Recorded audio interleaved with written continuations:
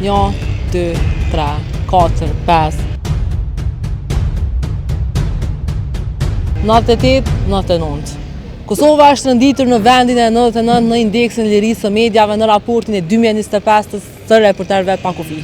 Bëllë keq që kemi punë. Ai në realitet ishtë do është të shku më u përmisu, ana veç ma keq. Kemi ra për 24 vende më poshtë se vitin e kaluar.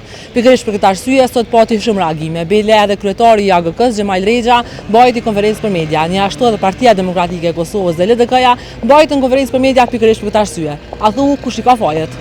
Kjo është një alarm i jashtëzakonshëm, është një rangim shokues që lë Kosovën si vendin e fundit më së keqi në Ballkanin perëndimor dhe raporti i rendit disa prej arsyeve kryesore duke përfshirë ligjin kontestues të Komisionit të Pavarur të Mediave, të cilin e kemi kundërshtuar që nga fillimi, por i cili ishte miratuar nga mazhoranca në korrik të vitit të kaluar, fushatat e vazhdueshme denigruese ndaj gazetarëve, sidomos me tokfalshin e njohur që janë bashkëpunëtor të armikut, të cilat kanë vazhduar gjatë gjithë këtyre muajve dhe në fakt po zhvillohen edhe gjatë ditës sot me pas publikimit të këtij raporti dhe gjithashtu një tjetër element që përmendet në raport është edhe ndërhyrja ose mungesa pavarësisë së transmituesit publik RTK. Siguria e gazetarëve vazhdon të mbetet problem dhe përmendet edhe si vjet në këtë raport, gjithashtu rritja e padive slap si dhe vëzhgimi i paautorizuar i gazetarëve.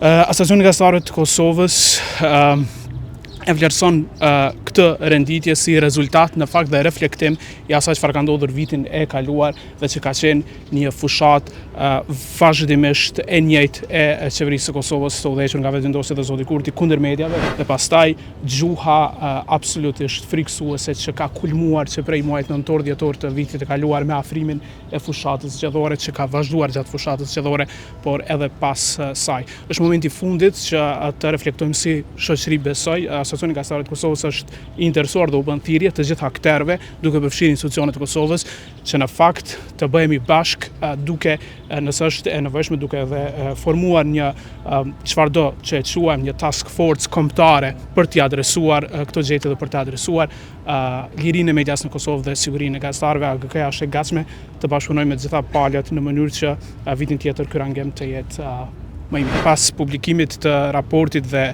deklaratës AGK-s kemi parë një sërculme të sinkronizuar ndaj Asociacionit të Gazetarëve të Kosovës, por ndaj me personalisht, që nuk është e re, jemi mësuar, por nuk duhet të mësohemi. Kjo është ideja çfarë e themi aktualisht, sepse nuk kemi nevojë që të jemi dhe është shumë e rrezikshme që edhe me emër e mbiemër të jemi target i njerëzve që janë të veshur me pushtet të mazhorancës aktuale, i dënojmë për këto targetime, i dënojmë. Jemi mbledhur sot këtu për të ngritur alarmin për një nga momentet më të errta në historinë e re të shtetit Kosovës.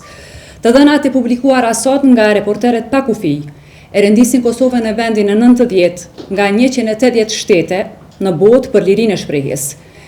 Kjo dua të them që është rënditja më e ulët në historinë e Republikës së Kosovës. Një rënje turpshme, një rënje dramatike dhe alarmante. Për këtë katandisje është përgjegjëse qeveria e lëvizjes vetëvendosje. Vetëvendosje ka ndërtuar një sistem linçimi dhe friksimi, sulme të koordinuara, sulme të orkestruara me një makineri propagande që targeton çdo zë kritik, veçanërisht zërat në rrjetet sociale.